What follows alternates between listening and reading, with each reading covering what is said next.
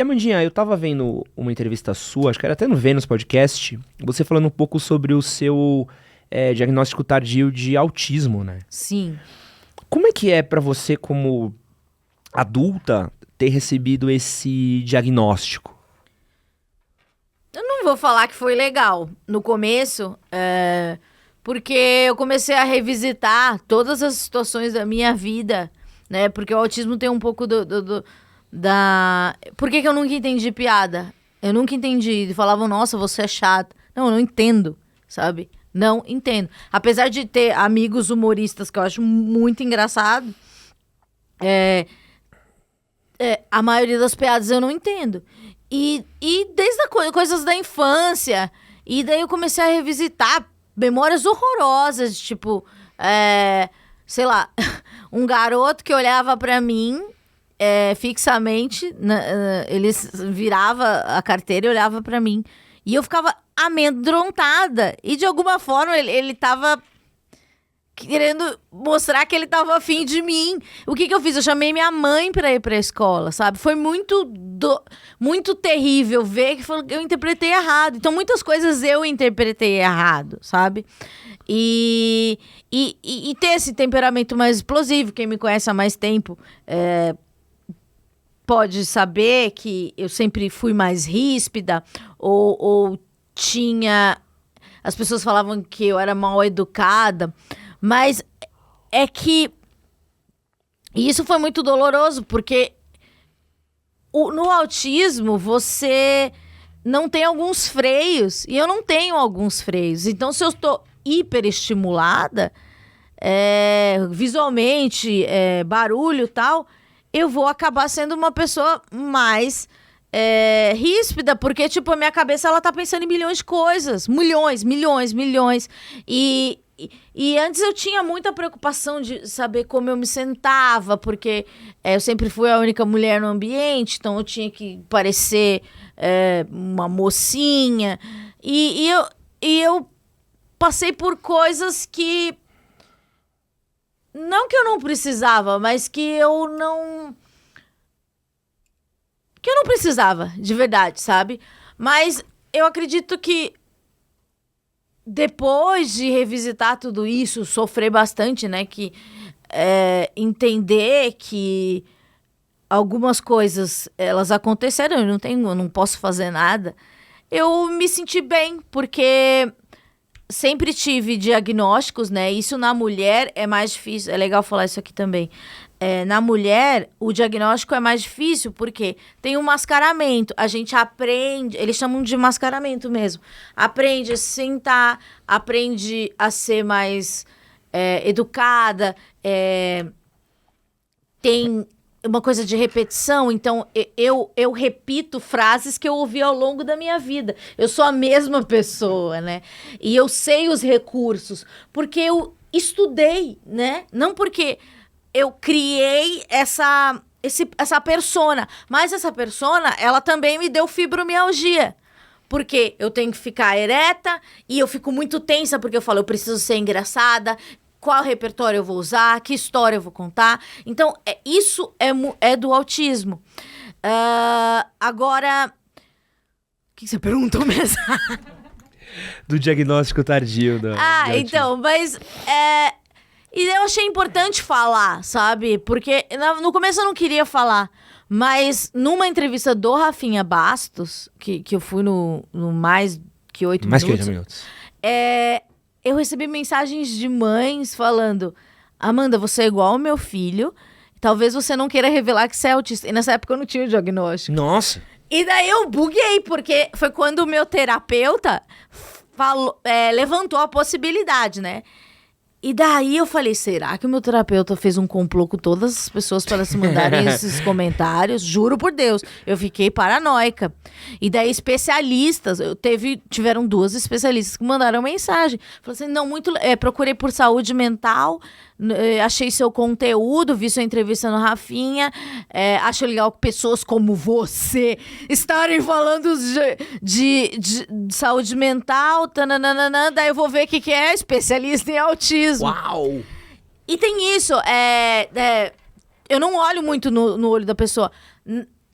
Porque olhar no olho pra mim é... Ah, lembrei que eu ia falar. Eu posso anotar aqui? Que eu acho importante. Vou fuder a pauta do cara. Não, imagina. Mas eu sou assim também, eu não consigo... Porque senão eu acho legal falar isso. Daí eu esqueci o que eu tava falando de novo. Do olhar no olho da pessoa. Olhar no olho da pessoa. Olhar no olho, pra mim, não é uma regra pra todos os autistas, tá? Tipo, eu olho pra você. Mas quando eu preciso buscar um recurso mais da minha memória, que exige um pouco de concentração, eu não olho, entendeu? Porque o olhar no olho me distrai.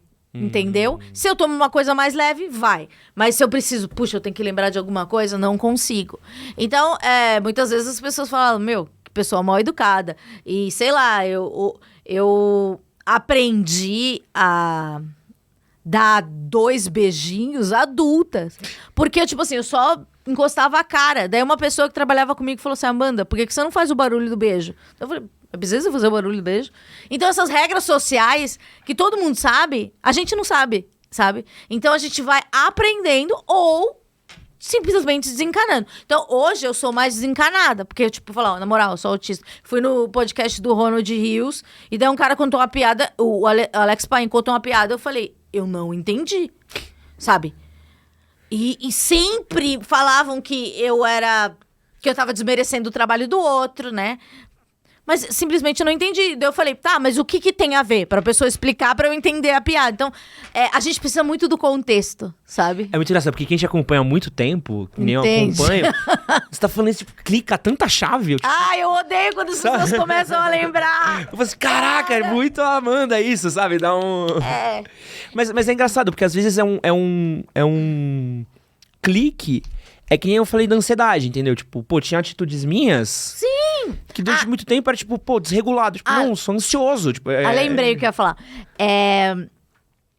Ao longo da minha vida, eu fui diagnosticada com várias coisas. Transtorno bipolar, borderline, depressão maior, que é aquela depressão que não passa. E isso acontece muito com as mulheres, por causa do mascaramento. Eu consigo imitar frases de televisão e rádio que eu sempre eu imito os... Eu vou contar pra vocês. Eu imito o Gerson Camarote na minha cabeça. Eu gosto das palavras que ele fala, entendeu? Específico. Isso aí chama hiperfoco também. Ele vai achar que eu sou uma psicopata, que eu já dei várias entrevistas falando que eu gosto dele. Então, eu gosto de comunicadores, eu consumo muita comunicação pra criar um repertório, porque eu acho interessante, né? E eu acho que eu me comunico bem. Modéstia à parte. Mas... isso do mascaramento dificulta o diagnóstico. Por quê? Quando você... o que você pensa quando eu falo autismo? Automaticamente, sabe, síndrome de Down. Você pensa uma coisa bem... Um menino... Rain Man. Isso. Alguém genial, que sem habilidades sociais, com interesses específicos. Por exemplo, garotos que gostam de dinossauros, se balançando. E por que é sempre uma figura masculina? Porque, como os homens não têm tantos recursos como a gente, é mais fácil você ver um menino ali no canto que não gosta, que chuta a bola errada, e ele chora mais, ou ele não fala. Eu não falava eu era tímida, então a Amanda é tímida, fofinha, bonitinha, enquanto criança, né? Depois virei um monstro. Então, é difícil pensar nisso. Os meninos, é mais fácil. O estereótipo do autista é um gurizinho com um dinossauro, sabe? Que gosta de coisas muito específicas. Então, na infância, é mais fácil diagnosticar uma criança, um menino, do que uma mulher, do que uma menina. E hoje, tem se usado... outras formas de diagnosticar mulheres, porque os especialistas perceberam que as mulheres têm mais recursos para mascarar essas sensações ou atitudes. Depois que eu falei publicamente, já falei com vários especialistas, assim, palestras e tal, e ontem mesmo eu mandei um vídeo para uma psiquiatra que vai ter um encontro sobre autismo. É um fórum não é um fórum sobre autismo, é um fórum de psiquiatria, neurologia. Ela pediu, quero que você dê seu depoimento sobre o mascaramento. Porque, assim, ela até mandou um PowerPoint, vários dados, não sei o que, não sei o que. Tá, mas esses dados são pessoas. Então, eu entendi também a importância de falar em primeira pessoa sobre isso, porque ajuda os especialistas a entenderem o diagnóstico. Que nem você falou, te conheço há muito tempo, agora faz sentido. Imagino que você também. E eu acho que tem sido muito interessante esse trabalho que eu tenho feito. Eu já gravei o Amanda no Espectro, né? O primeiro spin-off do Esquizofrenóias, que o Esquizofrenóias vai ter outros braços. E ele é em vídeo, muito bonito. E serão 12 episódios. A gente lançou o 6º ontem, ou o 7º, não me lembro. E as pessoas têm aprendido, sabe? Porque são pessoas que falam em primeira pessoa. Tem especialistas? Tem. Mas, assim como o Rafael Mantesso falou no Amanda no Espectro, ele falou, cara, eu tenho 40 anos de experiência com autismo. Nem o maior especialista tem tanta experiência com autismo. E o autismo é uma coisa, não é recente, mas estuda-se nos anos 80, começo dos anos 90, sabe? É uma coisa muito que ainda não se sabe.